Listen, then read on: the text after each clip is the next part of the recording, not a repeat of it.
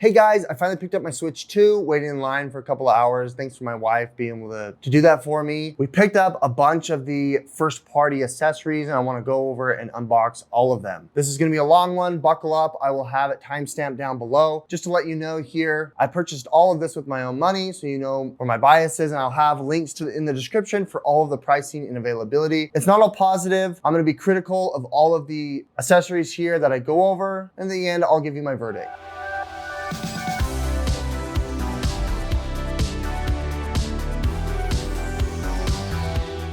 Everyone's done a Switch 2 unboxing. We're gonna hold off on doing the entire unboxing. This is what you get here. I think the Switch dock is much better than previous versions. This one's version 1, this is OLED, and then Switch 2. They all have a very similar form factor.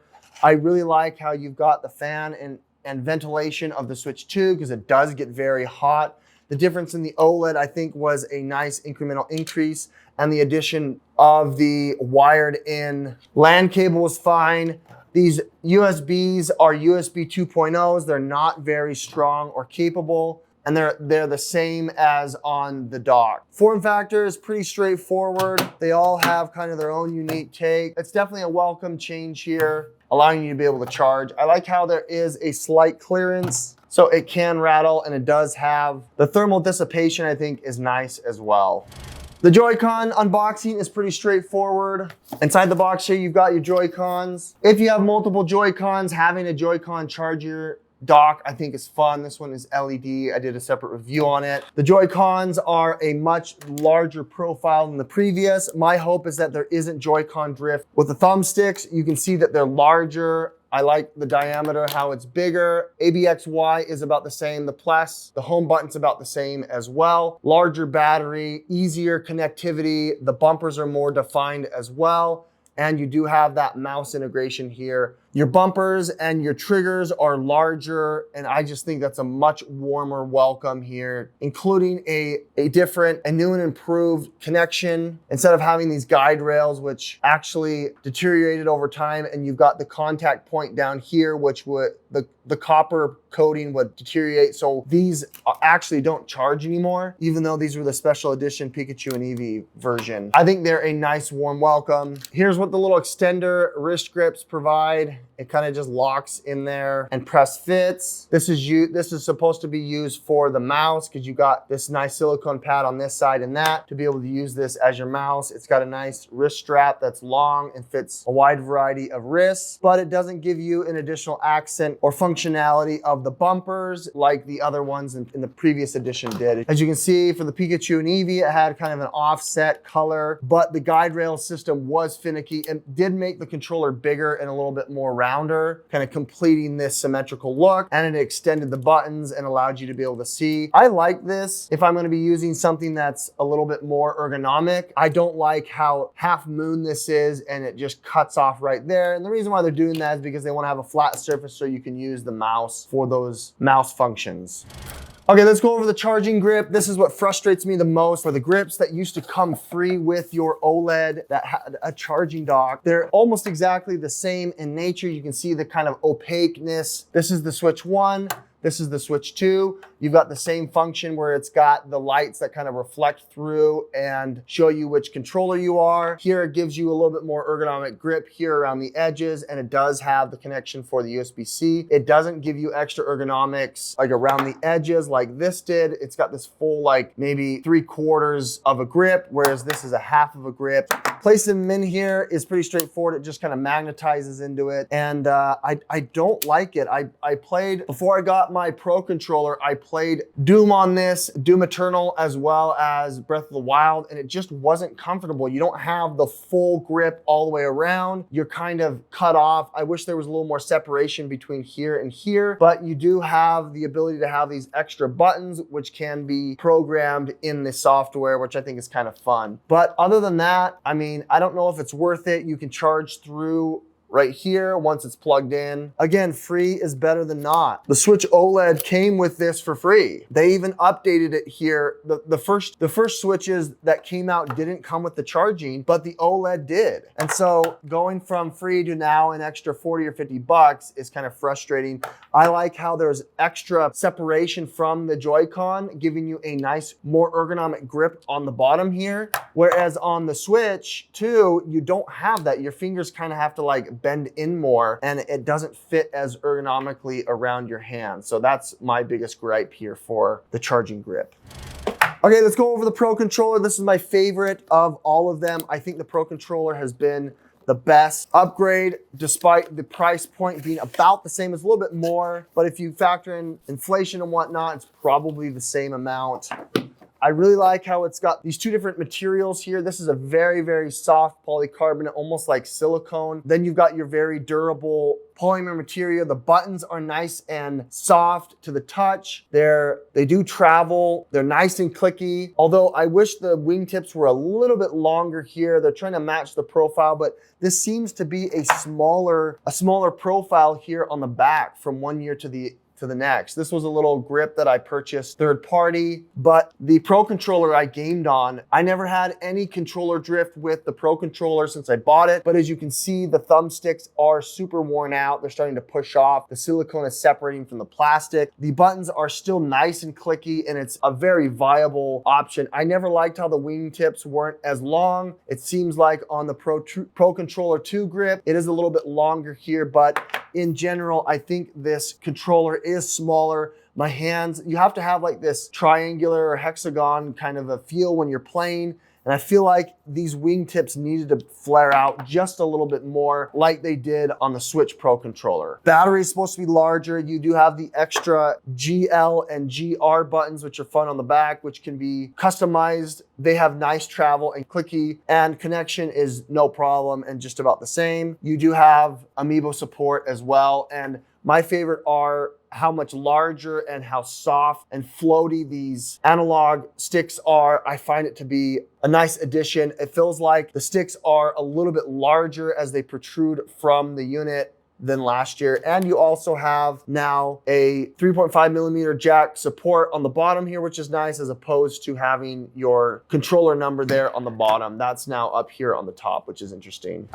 Okay, having a Samsung 256 gigabyte is a minimum. The microSD Express XC1, I think, is fantastic. The one that it comes with is worth it in my opinion. It slits right down in there on the SD slot, and very high capacity, very fast speeds. I had significantly reduced loading times for Harry Potter, and playing HDR is so buttery smooth. In general, I'm very impressed with the Switch 2. I think it's fantastic. It's much larger. The screen is fantastic, 60 frames a second, and HDR built into the display. The LCD display is fantastic. The sound profile is pretty nice, and coupled together with the rumble makes it really nice, especially in those cinematic moments. The Harry Potter Switch 2 edition, I think, is probably the best. You could have gotten this game on sale, and then getting the expansion pack, I think, is definitely worth it. The textures look fantastic. HDR is great. 60 frames a second is fantastic. You're able to move the camera without hiccups, and it's just so nice to be able to have. And this is in large part due to the ability to have really high quality, really fast transfer speeds for your SD card, and then obviously the hardware built into the Switch 2.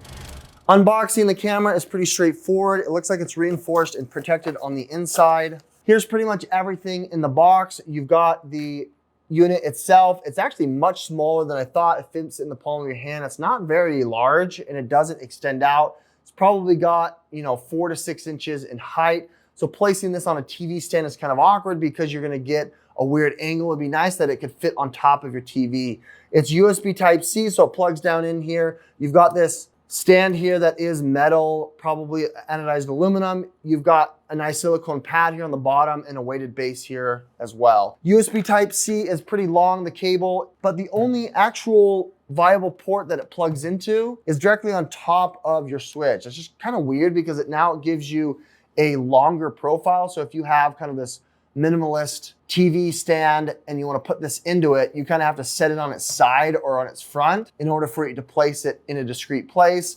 You've got this extra cable here that just makes it and throws off kind of the vibe of this Switch 2. It would have been nice if they placed a USB-C here on the side or on the other side so it could fit its peripherals, but there's no such port there. That's kind of weird.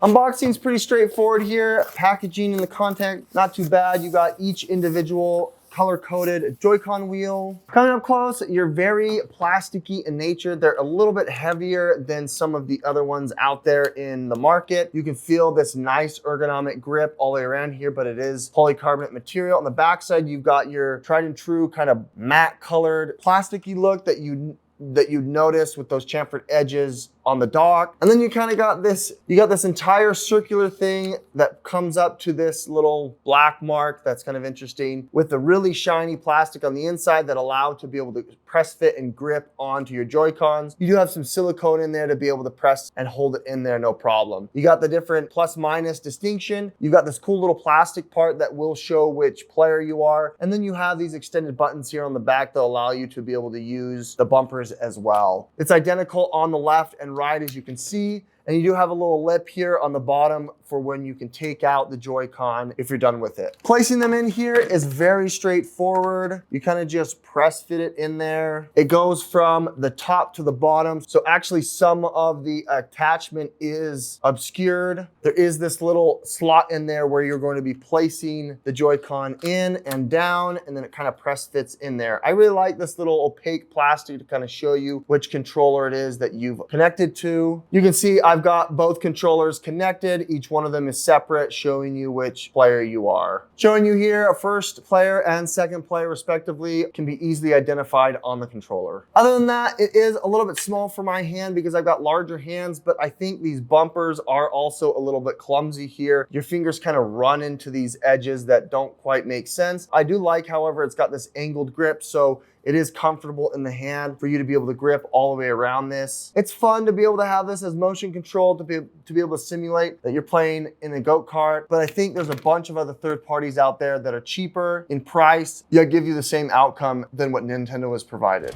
Finally here, as you did hear, I am obviously very supportive of the Switch 2. I'm a little upset that they had the grip here, the charging grip, sold separately. When you bought an OLED Switch, it actually came with a charging grip that basically did the exact same thing. Now they're charging $38 or $39 here at the time of this video just to have those extra buttons. It's a little frustrating here that they have that. The Joy-Cons themselves are nearly $100, which I am unfortunately upset about. As I mentioned, the grips are very flimsy and I don't like how they aren't as ergonomically sound. They make you buy something like the wheel grip, which I think is flimsy as well. It is made of high quality products, but it's an extra $25 here on already this massively growing expense. I think the Samsung SD card is well worth it. Getting 1/4 terabyte up to multiple terabytes is fantastic when you have the high capacity XC model. And then the camera, I think it's stupid. It's over $50. It's a waste. It's cabled. It's annoying and it's very finicky. The best thing about this, I think, is the Pro Controller. The Pro Controller was so comfortable. I think it has the best ergonomic grip out there. It's lightweight. It doesn't make your hands fatigued when you're playing it. And it's really nice, especially the thumbstick analog sticks when you're playing games like Doom or Zelda that do require a high level of finesse. With that said, that's kind of my verdict. A few of these things don't buy. Most of them, yes, you should. It's gonna be difficult to see these on sale. Let me know in the comments which ones you purchased and check out those links in the description as well, as they do help out the channel, and I'll have them as well to be tapped on the video. Thanks so much for watching. Andy with Tech Influence. We'll catch you in the next one. Bye.